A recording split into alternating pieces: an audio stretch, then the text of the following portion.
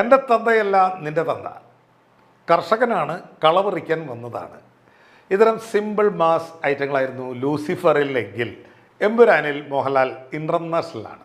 നിസ്സാര കാര്യങ്ങളൊന്നുമല്ല പുള്ളി പരിഹരിക്കുന്നത്, കോംപ്ലക്സ് ഐറ്റംസ്. എന്നാൽ ആ അഹങ്കാരമൊന്നും പുള്ളിക്കില്ല.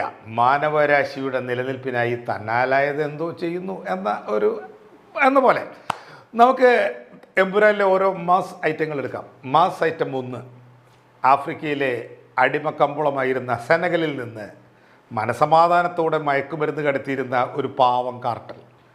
അവരുടെ 2 കണ്ടെയ്നറുകളും ഒരു ഇൻ്റർപോൾ ഡബിൾ ഏജൻറ്റിനെയും ഗിനിയൻ അതിർത്തിയിൽ വെച്ച് എമ്പുരാൻ ചുട്ടുചാമ്പലാക്കുന്നു.